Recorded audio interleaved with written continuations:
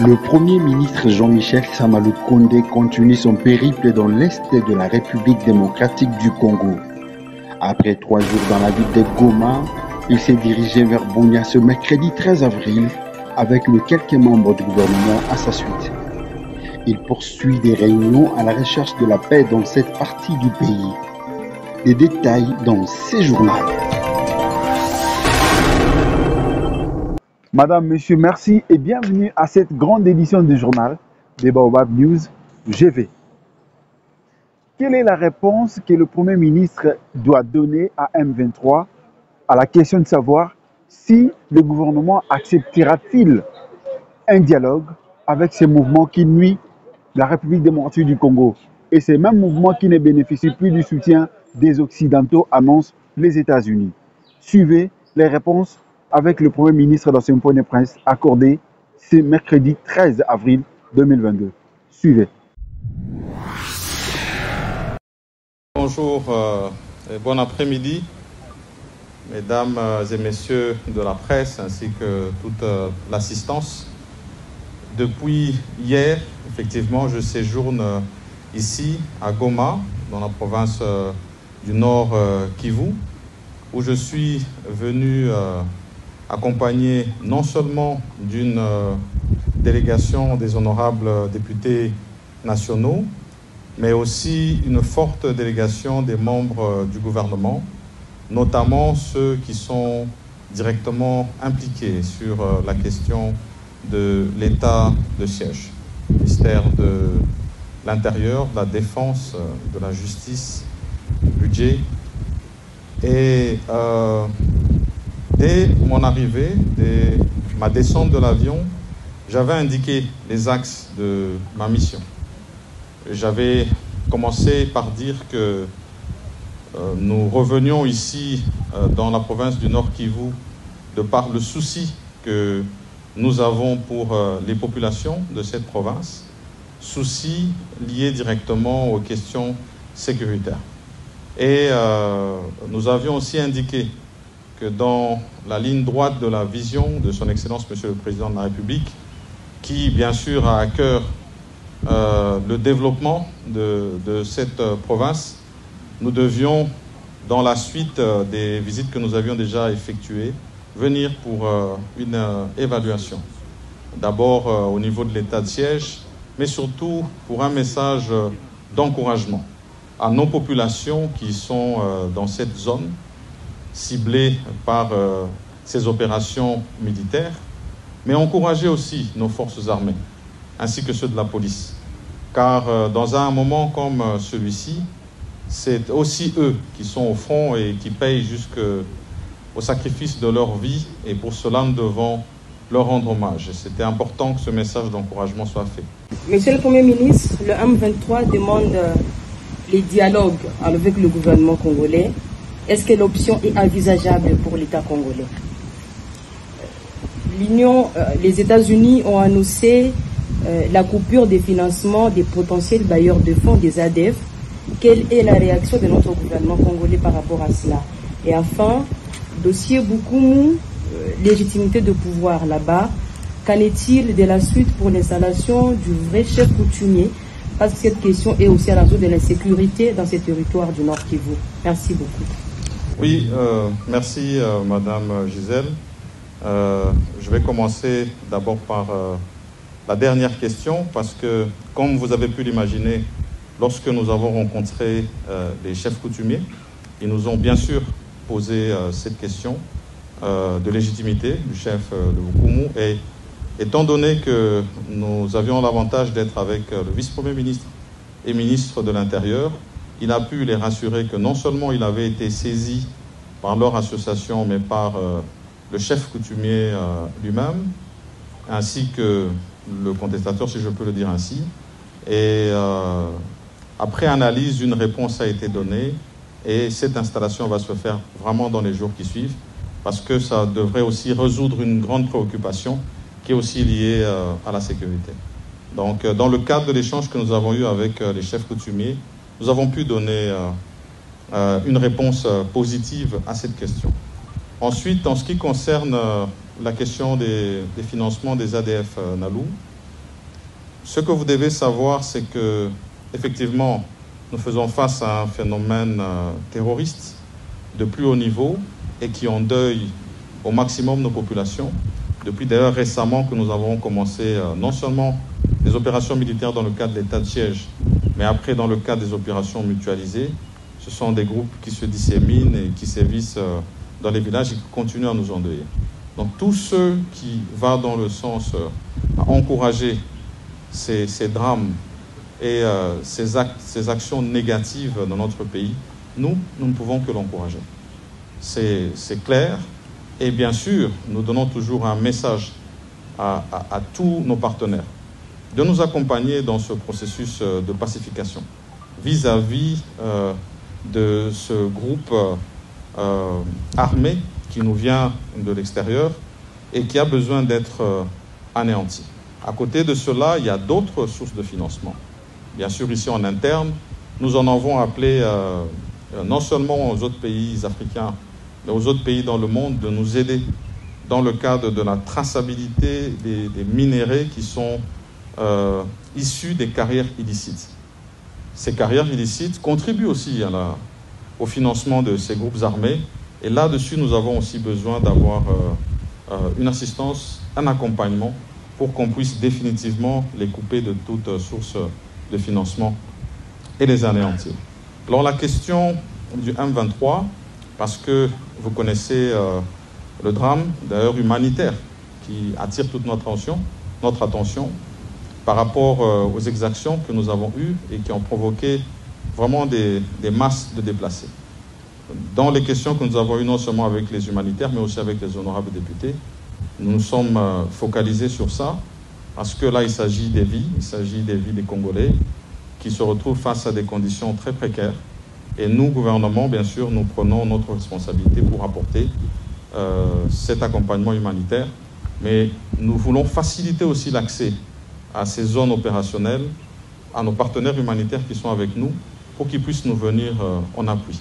Et donc, bien sûr, sur ces questions de cahiers de charges qui sont mises en avant, nous répondrons par un cahier de charges de paix, parce que c'est ça que nous recherchons. Et nous sommes assez, je vais dire, vigilants sur la question. Parce qu'il ne faudrait pas oublier qu'il y a beaucoup de sensibilité autour de la question du M23. On a parlé des interactions, peut-être d'ordre étranger, et même du point de vue des demandes. Parce que n'oublions pas que d'un côté, nous avons le M23, mais nous avons aussi d'autres groupes armés. Et donc, dans les réponses que nous donnons, nous devons savoir que nous sommes aussi observés par ces autres groupes-là.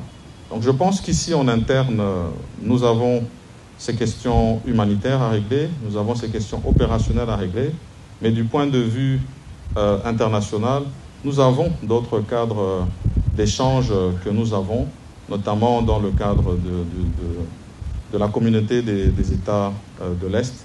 Et je pense qu'en combinant toutes ces actions, on devrait arriver à la pacification que nous voulons. Restons toujours à la primature. En séjour de travail à Goma, le Premier ministre Jean-Michel Sama Lukonde a associé les sénateurs et députés à l'évaluation sans complaisance de l'état de siège dans une réunion importante hier. Suivez ces comptes rendus.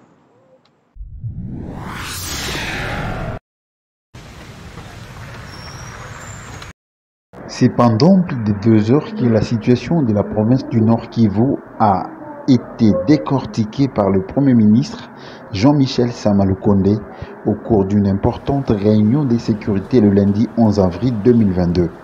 On prit part à cette séance de travail des députés nationaux, les sénateurs, les vice-premiers ministres, ministres de l'Intérieur, Sécurité et Décentralisation et Affaires coutumières, les ministres d'État, ministre de la Justice et garde des Sceaux, des Infrastructures et Travaux Publics, du Budget, le ministre de la Défense nationale et anciens combattants, de l'Industrie, de l'Enseignement supérieur et universitaire, de la Communication et Médias, les vice-ministres des Affaires étrangères, le chef d'état-major général des FARDC, les commissaires généraux de la police nationale congolaise et des officiers de l'armée et de la police le gouverneur militaire, le maire de la ville de Goma et quelques membres du cabinet du Premier ministre. Cette visite du Premier ministre dans le Nord Kivu suite à plusieurs recommandations que nous avons reçues de la Commission de la Défense de l'Assemblée nationale et de plusieurs voix que nous avons entendues dans l'opinion qu'il fallait faire l'évaluation de l'état de siège. Nous-mêmes, comme gouvernement, à la suite de la volonté du président de la République d'installer cette mesure spéciale, nous devrions faire le point de la situation, a déclaré le Premier ministre.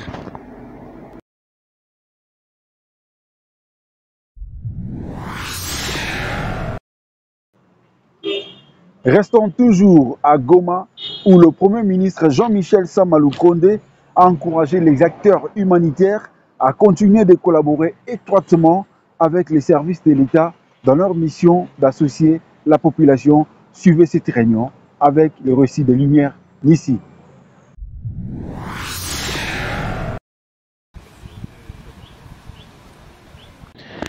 Arrivé à Goma dans le Nord Kivu le lundi 11 avril 2022, pour une mission sécuritaire dans cette partie du pays, sous état de siège, le Premier ministre Jean-Michel Sama Lukonde a échangé avec le partenaire humanitaire. Selon Erwan Roumen, coordonnateur du Programme alimentaire mondial Zone Est Goma, cette rencontre avec le chef du gouvernement était une occasion pour lui de s'informer de la bonne collaboration qui existe entre l'ensemble de la communauté humanitaire et ses services. C'est un moment important pour nous. C'est la deuxième fois en fait, que cela arrive en plus d'un an. Le Premier ministre a remarqué que la dernière fois qu'il avait eu l'occasion de nous rencontrer, c'était quelques jours après l'éruption du volcan Nyiragongo, au moment où l'ensemble de la communauté humanitaire, des administrations locales et du gouvernement faisaient tous les efforts pour assister la population. Cette fois-ci, le Premier ministre nous a annoncé sa visite en particulier pour des raisons sécuritaires, militaires, d'un ordre un peu plus stratégique pour le pays, et a voulu s'assurer en fait de la bonne collaboration qu'il existait entre l'ensemble de la communauté humanitaire et ses services, ainsi que voulu entendre en fait, les plaidoyers qu'on aurait pu avoir à lui porter.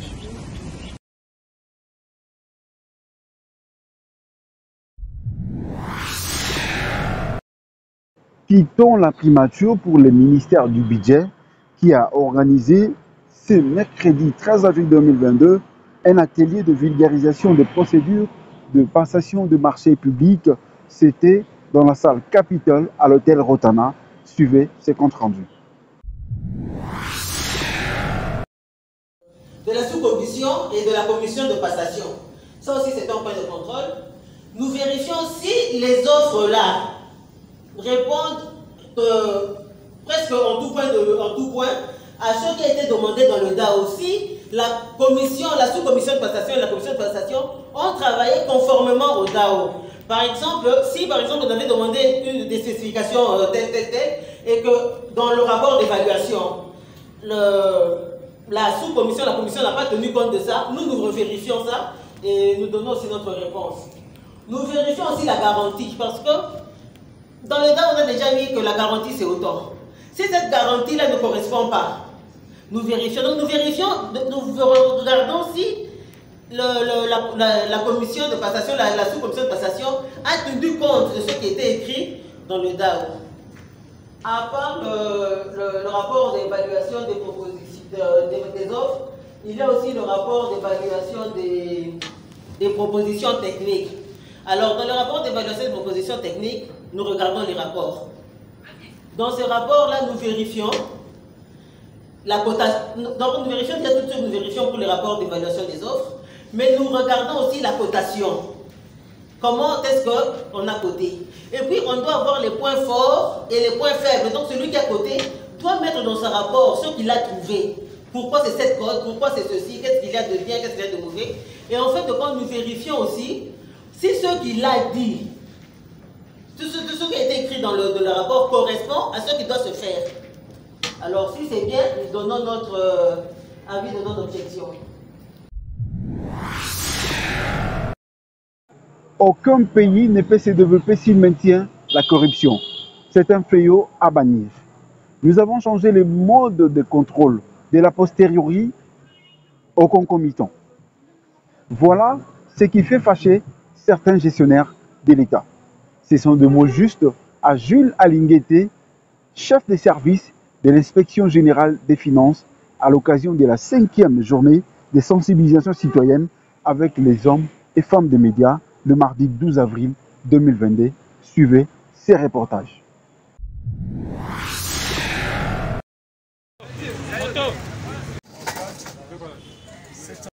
L'amphithéâtre Félix-Antoine Tshisekedi Tshilombo de l'Inspection générale des finances a été rempli comme un nef le mardi 12 avril 2022 par les professionnels des médias pour cause échanger avec les chefs des services de cette institution chargée de la patrouille financière. À en croire Jules Alinguete, chef des services de l'Inspection générale des finances, leur rôle est de casser ou de décourager les prédateurs de la République. Le détournement des deniers publics crée un enrichissement d'une minorité de gens. L'ancien Premier ministre Matata a parlé de 1 ou 2% maximum de gens qui s'enrichissent au détriment de plus de 98% d'entre nous qui restent dans la misère. Et nous donnons l'impression à des générations qui arrivent que pour être riche, il faut aller dans la gestion publique. Or, ça ne doit pas être le cas. Quand on est gestionnaire public, on ne vient pas pour s'enrichir, on vient pour servir son pays. Et si nous continuons à laisser cette minorité de 2% ou 1% qui accède à la gestion publique s'enrichir et donner l'impression à tout le monde que c'est là qu'on peut devenir un homme, nous sommes un pays qui va tout droit vers le mur. La lutte contre la prédation financière enclenchée par les chefs de l'État à travers l'IGF. Quel rôle pour les femmes et hommes des médias? Tel a été le thème principal de cette journée. Signalant qu'au cours de cette journée de sensibilisation citoyenne, le chef des services a démontré dans son exposé comment son bureau et lui ont apporté des réformes au sein de l'institution.